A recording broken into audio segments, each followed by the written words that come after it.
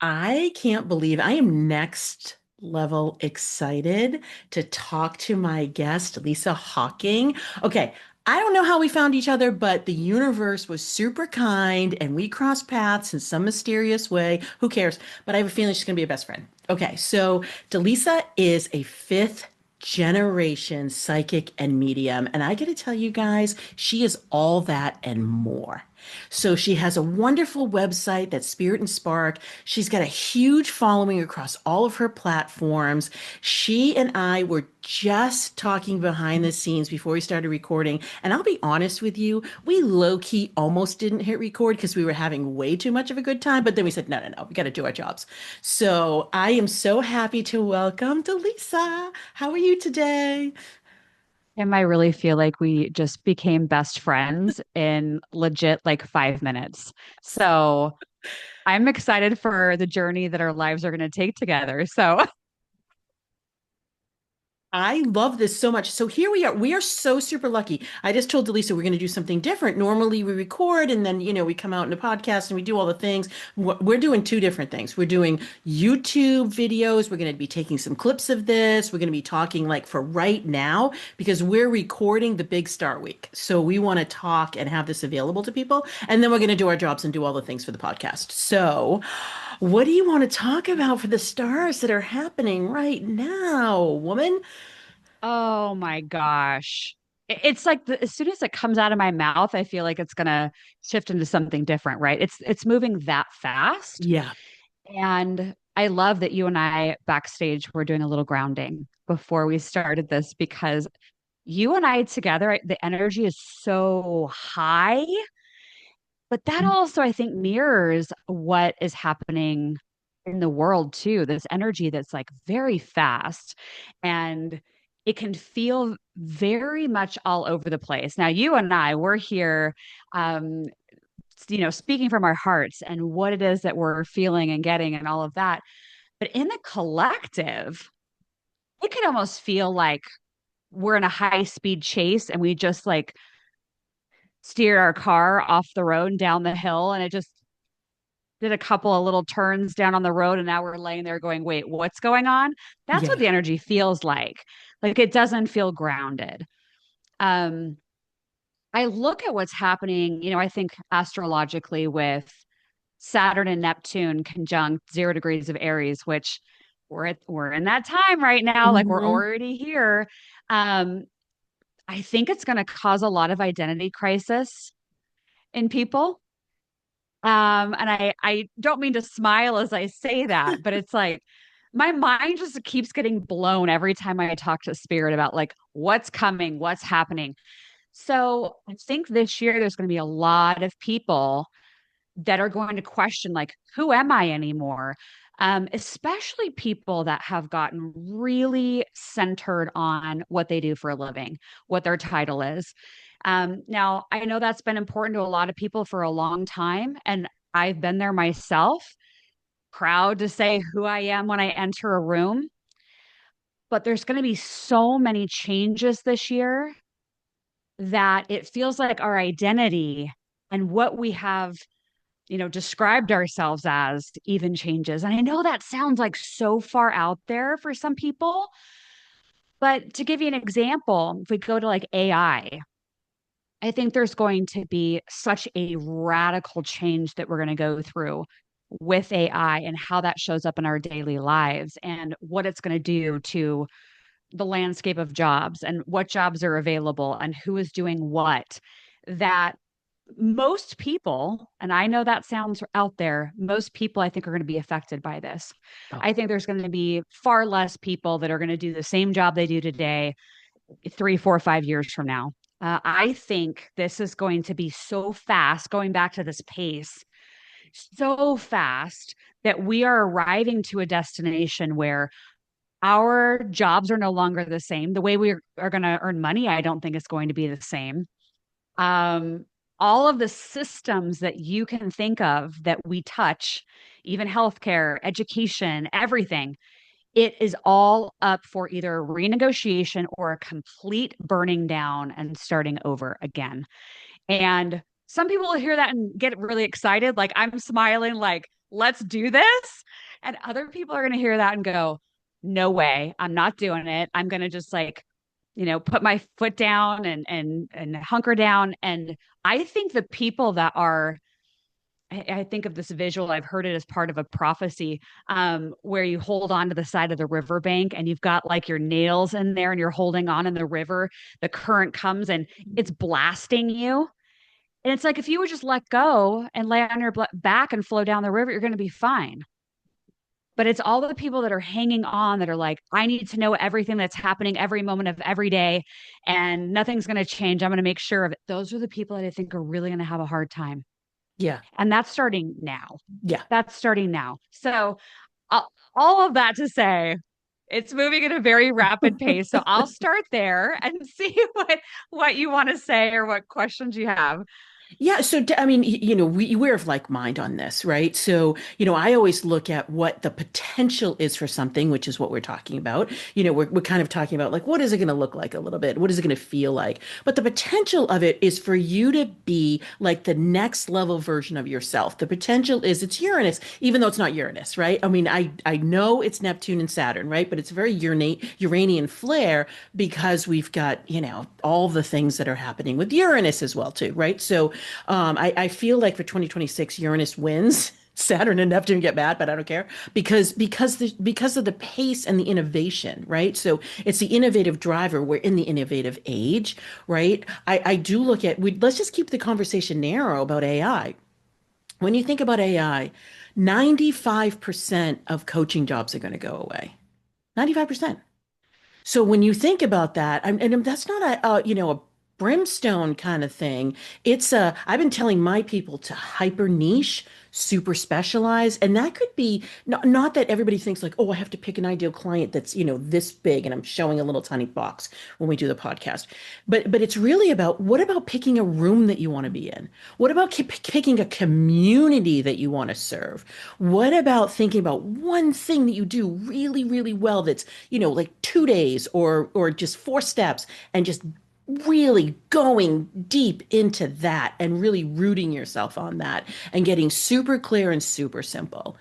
So, and that feels like, when you're talking about hanging on the riverbank, but that's going with the flow of, I can't tell you how many people I meet that say, first of all, I want to speak with Oprah and be on a stage with her. Second, I want to write a book and a bestseller. Third, I want to make, $10 million, like whatever. I'm like, oh, good. I'm here for you. But the other one is I'm going to save the world. And I'm like, no, no, you're not going to do any of those things. Why? Not because I can't get you there or you can't get there, but because we have to build the scaffolding. And when we build the scaffolding really strongly, your imagined dreams may completely morph. You might say, you know what? I really like my freedom so much. And to go around and speak on 27 different stages that I have to do for a book tour, nah, don't want to do it. Or what I have to do to make the $10 million next year, not feeling it. You know what? Three is an awesome number.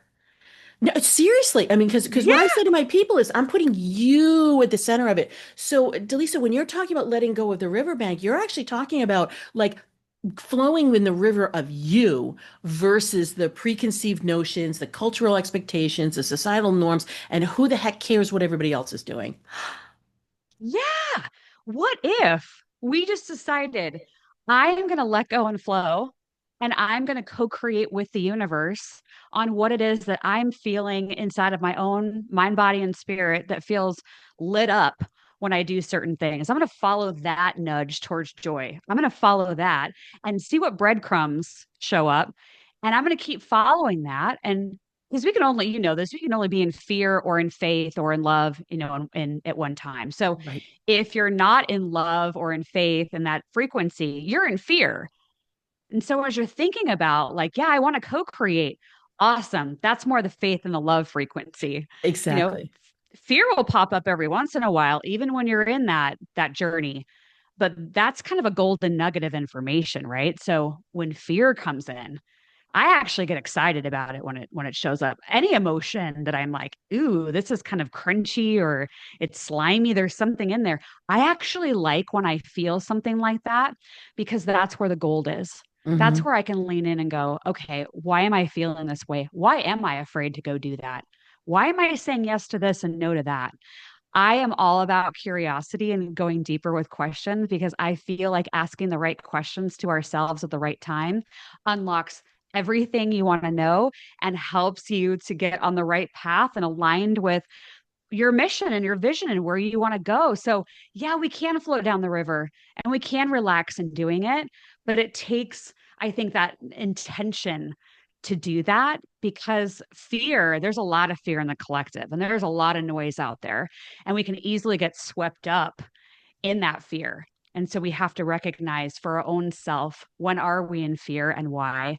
And can we shift that into something that feels more like faith that all is well, that the universe has my back, all those good things. Absolutely. Absolutely. So, you're speaking my language too, because I constantly tell people the magic is in the question, not the answer. Right. And we've been in the last few years, I talked about the end of 2020, when we had the 800-year star where Jupiter and Saturn met at the first degree of Aquarius. Oh, wait, is there a similarity here? No, not at all. Right. Like, here we go. Right. The structure's now underpinning it or collapsing, depending on where we are. And in 2021, I kept saying to everybody, look, we have hands because we were like infants, right? And we were learning how to walk. Well, 2025, 24, 25 came in and was basically like, no, you guys are doing it wrong. We want you to co create. We want you to believe. So we're going to make you get really comfortable with the unknown. And that was the precursor. Like I'm saying, 2026 is the threshold to get us ready for 2027. So anybody who's listening, if you are in that quote unquote leadership role, in that edgy space, in the black sheep of life, in that unicorn identity, then you are being asked by spirit and your guides to be truly you, pure and simple. So we were talking before we hopped on, and we were talking about predictions, and we were talking because I just wanted to give you a shout out. Like, okay, so you channel like next level, like you're fifth generation, man. Like, I mean, this goes back, I can't do math, like 200 years, right? Like, this is like a thing, right? So, of course, we can go with origin story and all the things. But before we do that, when you're talking about predictions and channeling energies and things like that, what's been in the energies lately that you're like are so delicious? Oh gosh, delicious. I don't know if I would describe what I was going to say as delicious. Yeah, I channel a lot Mhm. and I often ask spirit, like, what do we just need to see for, the future, where we're going? And spirit has said that it's like this layer. So it feels almost like a bean dip, where it's like we have all these layers of what's going to be hitting us from all these different angles. So it's not just like, oh, that war thing, that threat of nuclear thing. Oh, it's not that the hospitals are going to be overrun. It's not just that thing. It's all of the things. So it's like we could think of any part of our life and ask, is this going to bring something different to my life? And the answer will be yes. And I know that sounds very general and wide as I say that, but I'm trying to get people to understand in the best way possible that what you know is your life today is not going to be what your life looks like in a few years from now. So Hmm. even the way that we live in homes, I've been shown a lot more about adults, like adult friends living together, more multi-generational families, living together in a home. So even builders, real estate builders, creating more homes that have more rooms that would fit multi generation. So rethinking how it is that we're going to be living together. Back to Uranus. So I've been getting a lot of downloads because Uranus is going to be going into Gemini, Hmm. and that is going to bring a whole bunch of like, actually, in my mind's eyes, I say that I see all these lightning bolts. So it brings lightning bolts. Yeah. Um, but I feel like there's going to be a lot of importance on the local community. Hmm. And you could slice that 20 different ways. I think it's going to be who we live next to, how much space is between houses, what kind of houses, even people building things like earth ships or even more like tiny home villages. how we're growing our food, where we're getting our food, how we're sharing our food with other people that don't have any. So it feels like there's a lot obviously going on in the world right now, and we could tune into any news station headlines. It's impacting all over the place. But it feels like what we're moving into is much more micro. It feels like we're going into this space of who am I in my community and how am I helping the person next to me? How are they helping me? And that feels like a very different tone than what we're seeing in the world. But I've also been shown that there are, like the bean dip, layers of frequency. Hmm. So I've been shown that there's the one frequency that has much more of the futuristic, the robotics, the AI, digital currency going, all through that, right? So I've been shown that frequency. And then I've been shown that there is this very different frequency that feels like what I was just describing with Uranus and Gemini and that local community feel, where it feels like there's going to be another layer where there's going to be a lot of people kind of opting out of the systems, opting out of using money, opting out of the traditional healthcare system.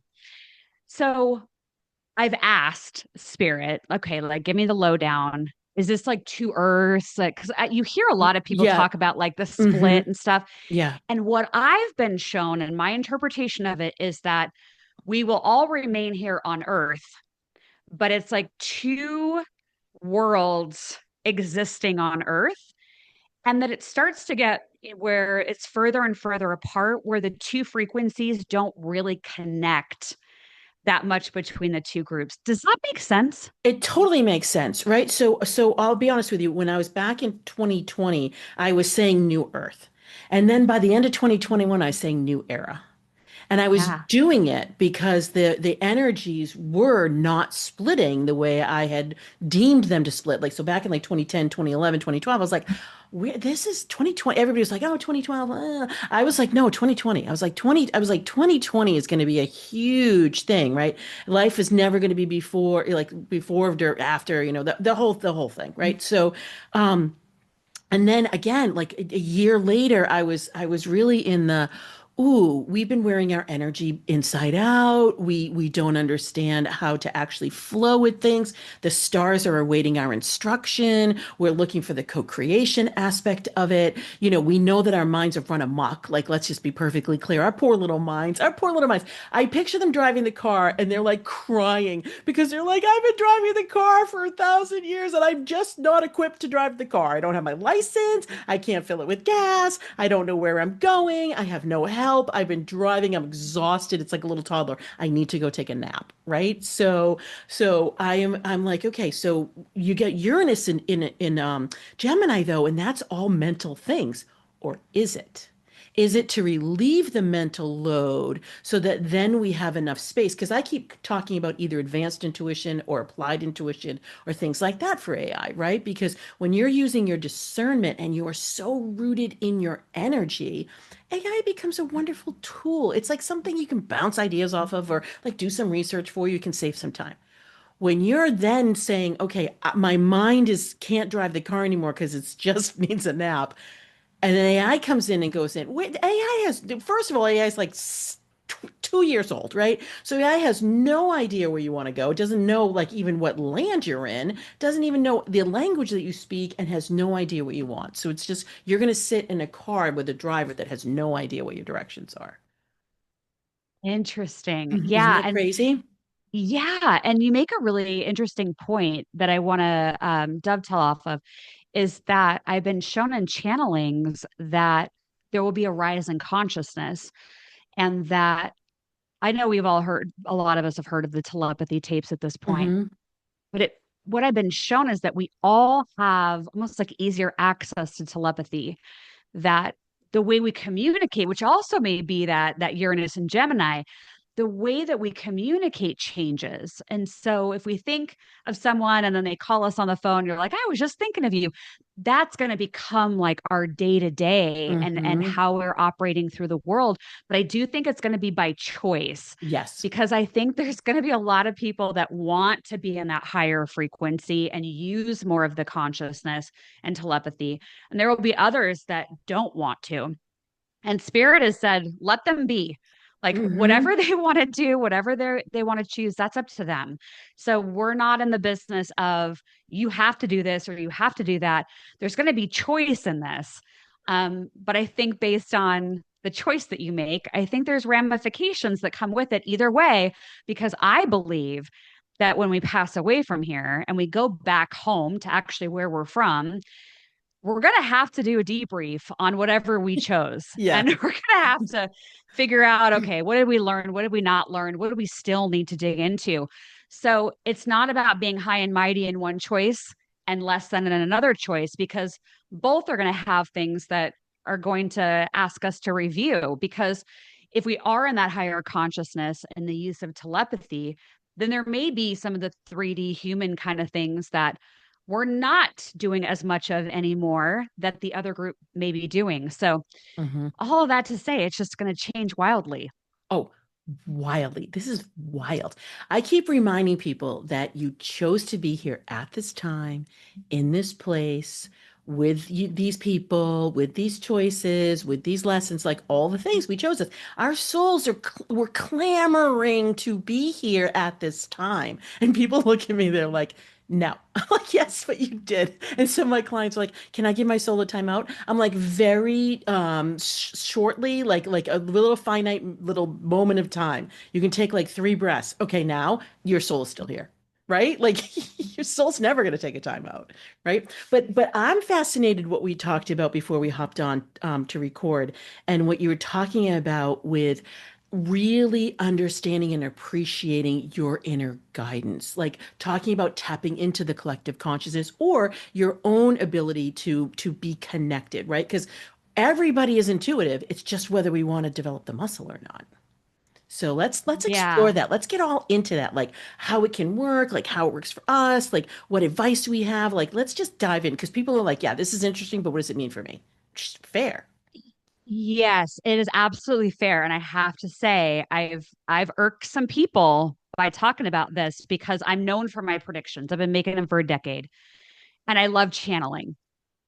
But Spirit said to me very, very clearly recently, they said, listen, you have been in this prediction phase. It is now the activation phase. We have to go and kind of shake, rattle, roll with people and let them know the consumption of predictions is not going to actually help them in the way that they think it's going to help them. So I think it's fine. If you want to check into predictions or psychics, channelers, tarot card readers, astrologers, great. Like that's your thing. But I would also ask you to sit with it and consider why you want the predictions. Because if we go back to what we were talking about a minute ago about, the vibration of fear or being in like love or faith, Spirit's been showing me a lot of the predictions actually aligning with the frequency of fear. Absolutely, I And agree. yeah. So if you are in the frequency of fear and you're consuming these predictions, and you feel fearful either before, during, or after consuming the information, then why is it that you're really going to that? And it could be that you are feeling unsafe. It could be that you're feeling like you want to be in control and you feel out of control in life in some way. And so going to that person for the predictions might make you feel better about being alive and being who you are, but it's just we were talking backstage and you said it was a dopamine hit and I said yes, it's a dopamine hit. You're coming to me to feel a high, to hear the information, and then go back to whatever you were doing before you came to me for that prediction, but it's not actually making you any more fulfilled in your own life or leading you to any more happiness. So I would encourage people to go deeper within and ask the curious questions about themselves and why they're here. Just like you said, we all chose to be here, right now. Why did you come here? Hmm. Because everybody had a reason they wanted to be here right now. And so you can develop your intuition. Everybody has these abilities. You can grow that muscle. You can connect with your higher self. You can connect with angels, guides, or higher beings. You can do all of that on your own. You don't have to rely on anyone else. And frankly, I think sometimes when we go into that predictive energy and we want that information, it's very disempowering. We're giving our power to that information rather than sitting with what we already have inside of us, which is all the answers we ever need. And that's the place of personal empowerment. And that's where all the magic is. 100%, right? So honestly, I don't have containers where I'm a one and done. I stopped doing that back in 2019 because I was getting the nudge to, well, first of all, it was like show up, come out of the spiritual closet, fling yourself out into the world and do all the things. Yeah, that's a whole different story. But it was what good does it do if somebody knows or is told that, well, yes, you're here for this reason, beautiful. Here's what your next year looks like. Awesome. Here's what's happening in the world. Amazing. And I always say, so what? Like literally, like so what? That's really interesting that you have the opportunity, you have the strengths, you have these lessons to learn, you have this pathway that could be open. If you're not doing it, I always use the example of you could win the lottery tomorrow, which very few of my people could ever actually do when I tell them that. But say somebody could, right? Like, yay. Did you buy a lottery ticket? Because if you didn't buy a lottery ticket, you're not going to win the lottery. It's the same thing, or you could win all the, like, you could make all this money, selling this certain thing. Well, did you make a phone call to anybody? Do you have any sort of mechanism to accept payment for something?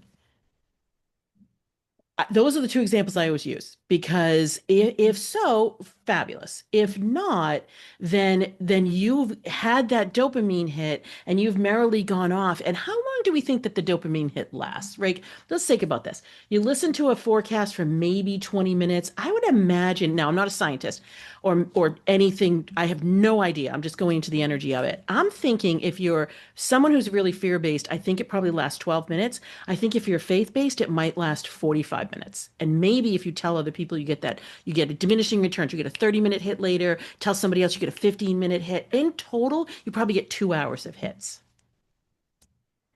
Yeah, I right? love how you break it down because I don't think people are talking about this. I don't hear people talking about the prediction astrology industry. And I'm still in it, right? Like I Yeah, still do it, yeah. but I feel like I've kind of gone like around the side of the house and seen it from a different angle. Mm-hmm. And now I'm like, wait a second, because I'm going to go a little bit off on a tangent for a moment, but spirit's nudging me to say this. I now, in hindsight, recognize that I got into being a psychic medium and carrying on what my generations have done and their gifts because I wanted to help people. What I really realized is it was a drama triangle, and I was the rescuer, playing the part of the rescuer, Mm-hmm. and I was attracting people that were in the victim energy. And I kept bringing the same people back. Every month, they would come in, and almost many of them would ask a lot of the same questions that they asked me the month before. I'm like, this feels like I'm on a hamster wheel, but I couldn't figure it out. Yeah. I'm like, I'm here to help people. I know I'm helping people. But now, 10 years later, I'm like, wait a second. Like, my mind is blown. And now I feel like I have to talk about this Yeah. because I'm not going to judge somebody if they're like, Dallisa, Kim, I want to go sit on YouTube and listen to forecasts all day long in my pajamas. Cool, you do that. But now that I've seen it from my angle, I can't unsee it. Yeah. And whether you choose to listen to what I have to say or you're writing it off and it doesn't matter, that's okay too. We're each here on our own journey doing the best we can. But I think I'm just kind of shining a light on something that I haven't heard a whole lot of people talk about. Yeah, it's interesting. So I think I had a different orientation because I grew up, air quotes. I grew up in the corporate world, in the strategy world, came through, my expertise through the lens of pretty traditional energy, right? Always had the astrology, always had the intuition, but it wasn't saying yes to it. I mean, that's so common for people. And then when I said yes to it, it was because it was like the lightning bolt of hell, and it was like, ass over tea kettle, like the whole nine, right? And so everything had to change, and so everything did change. When I got into it, I did the same thing for like 2 or 3 years. I did this very small microcosm of like, I'll teach a quick class, I will do a quick reading for people. I will do the same, traditional, non-traditional, like whatever the astrology or mediumship or tarot reading framework was, where you charge, 75, $150 or whatever for a reading, right? And like that's what you do when you come in for a reading. Oh, you get all the things and boom, off you go, right?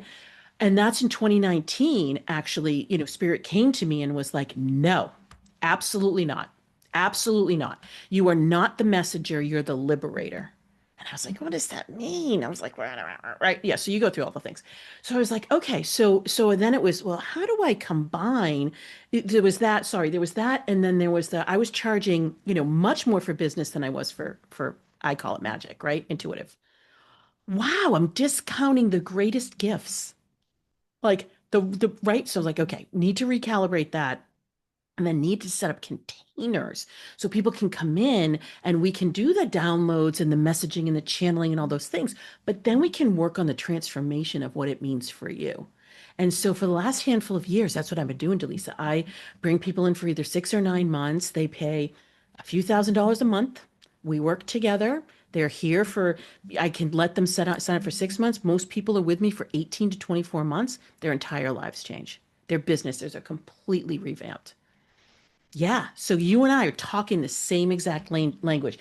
Anybody who's out there listening who's a practitioner, if you want to remedy this, it's going to sound cold and callous. Raise your rates.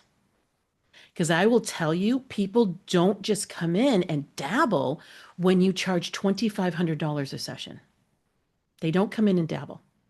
They come in, they're ready. Pen, paper, they ask all the questions, they're setting up their teams, they're doing all the things. They know that they're going to make, much more money than that. So the investment ROI is there. But they come in, they show up, they do the rituals, they do the exercises, they do their homework, they send the Voxers, they do all the things. Yeah, they're ready.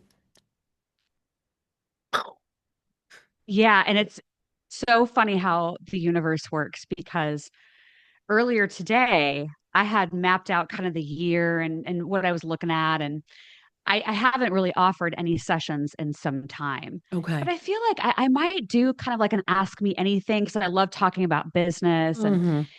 and I had a dollar amount listed next to it. And earlier today, Spirit said, you better erase that. And now, like, this conversation is like, oh, okay. So I needed to like get in this energy bubble bath right here Yeah. and be reminded of that. And I love that because it works. So you just saying like raising your rates and telling all the practitioners out there, absolutely.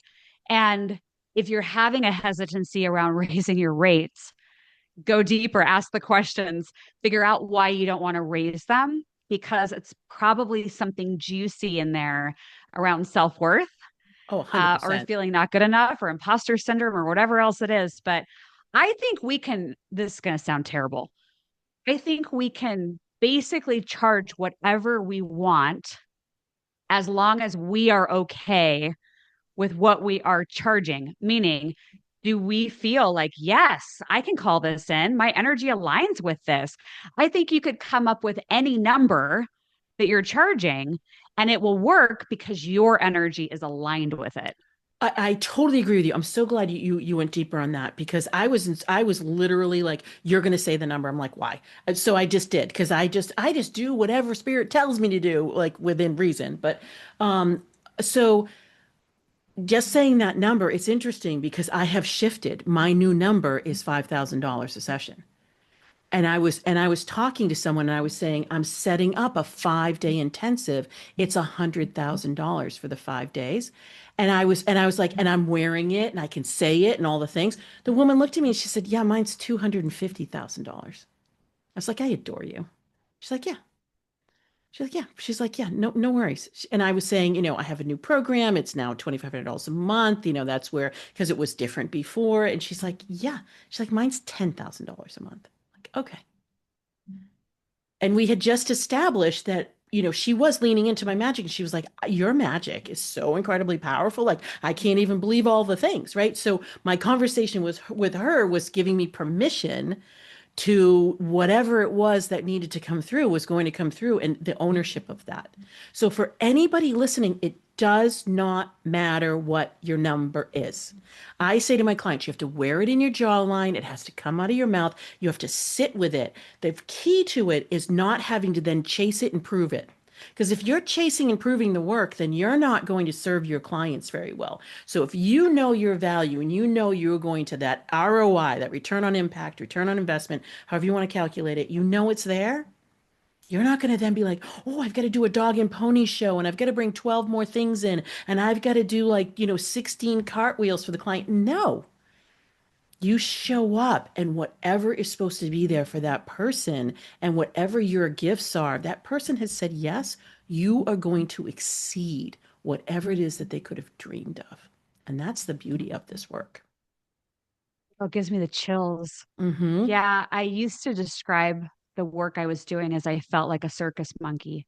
Oh. I felt like I was performative. I felt like I was the one kind of like, watch me, look at me.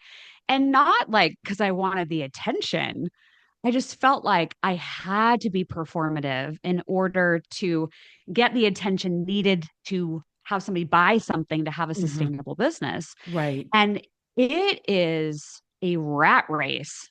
And I felt so depleted. Mm-hmm. And I have recently like revamped my entire company and what I am Good. offering to align with all of this new energy. And it feels like night and day. And so honor that if you're getting something that you're hearing Kim and I, like if you're getting a download, you're like, oh my gosh, I've been feeling like I need to do something differently. You were meant to find us, find this Mm-hmm. conversation. Like there's Absolutely. something in here for everybody. Yeah, absolutely. And again, like I always say to my clients, I don't care what your number is. I don't care if your number is $5. I don't care if it's $5 million. Whatever your number is, oh my God, I love your number. It's perfect. It's perfect as long as it can meet your own needs, as long as it fills your cup, as long as it doesn't make you feel like a performative, circus monkey, as long as you're like, oh my God, I have a client who has a free group. I'm like, oh my God, I love everything about it. She also has like $100, like, a membership thing that people can join, right? I'm like, okay, I love every single thing about this. Are you doing any one-on-one in that? Because no, right? Because no, you're not. You could because I can feel your energy and what you can do. And let's just separate that to make it be a little bit more, I don't love the word exclusive, but a little bit more selective because then you can really show up. Like if you have five clients back to back, you're not showing up in the same way. It's just not possible. If you're really in the magical space in between, if you're really grounded and you're like whatever comes through, you've got to be clear for that. And so I know for me, if I get really tired, I'm like, yeah, I'm not going to be able to serve that person who happens to be at the end of the day, or maybe the beginning of the day because I'm conserving my energy. Right. So for me, this is one of the reasons why I have the value exchange that I have. Number one, we are getting the results. Number two, people show up. And that's the most important one. And then number three, I get to have the rhythm and cadence that works for me. Exactly. I think especially things I've noticed in the spiritual psychic industry is the traditional thing, like you were talking about earlier, is like, oh yeah, you just book them back to back to back and you're just running. I mean, you are burning so much energy. And I remember in my early days of doing readings, I would do that. And some days I'd have at the spiritual center I was working out of, I would do 20-minute sessions for $20. And some days it would be 16 of those back to back. And I would stop at Arby's on the way home to buy a roast beef sandwich. And now I realize, like, oh, it's because I needed to ground. Like, I 100%. Yeah. I needed protein. So we don't. And it goes back. I'm hearing this in my ear again, something you said earlier. It goes back to how you said we are being asked to be uniquely who we are now. And that is not going to be what everyone else is doing. And that's not going to be the system that worked for that person or that person. It's like you have to sit and ask yourself, like, what do I want? And then give yourself radical permission to actually do it. Absolutely. I love that so much. So I'm going to ask you, Delisa, what do you want right now? And what are you going to give yourself radical permission to do? Okay, so I have a project that I'm going to be launching soon. I can't say too much about it, but Okay. it is connected to my grandmother, who I get my gifts from. Oh, And she was a postmaster in her small town in Idaho. And it gives me chills as I'm talking about it. She used to sit in her chair in her living room and write letters. And I came up and downloaded this whole idea recently around her and her letters and this blue chair that she used to sit in. And the other day, I was with my mom and I told her the whole idea. She starts crying. We're in the middle of a restaurant, and I said, "Yeah, I need to find a blue chair." okay. And Here we go. yeah, and I said, "Oh, we should go to that thrift store. We love thrifting." And I said, "Let's go to that thrift store. We haven't been to yet. Like we're pretty new to the area." So we go in, we walk in, and wouldn't you know, perfect blue chair is Mm. sitting there. And that just solidified for me, not that I needed permission because I was already going to do it, but I'm excited and giving myself radical permission to start a project around her and nostalgia and connecting people to remembering how human they are and how we're all human together and blending it all together. And so I'll be launching that in March. Yeah, so right around this time. Okay. All right. So the end of March, right? Because we know that the energy is infinitely better the last week of March than it is throughout March. Just we know that. Yeah, Yeah. I'm going to officially launch it in April, but I'm going to start Okay. talking Oh about yeah, it you're going to do a soft in yep. conversation. I Hmm. love this. This is so Yes. yummy. I'm Yes. And it so feels excited. aligned, right? Mm-hmm. Like we've been talking about alignment and frequency.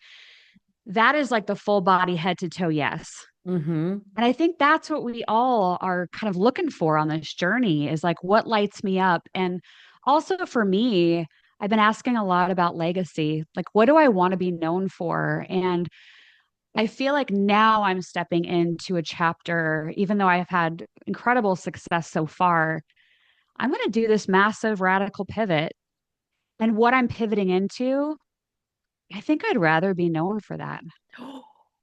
I just got bone chills. Your spirit, all the spirits are like singing right now. Like, yeah. Yeah, Yeah. it's that big of a pivot. Mm-hmm. And I hope that by me sharing this today, that it gives everybody that's a part in listening to this conversation just a little nudge that even if it feels far out or it feels different or it feels like, wow, I've never done this before, maybe try it anyway.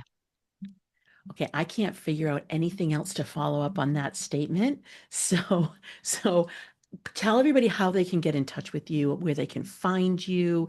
And yes, we're doing a pivot, but you're fabulous. So whatever you do is going to be awesome. Oh, thank you. Yeah, everything they can find, including my socials, all and the cool project I'll be announcing. That's all over at spiritandspark.com. Okay, awesome.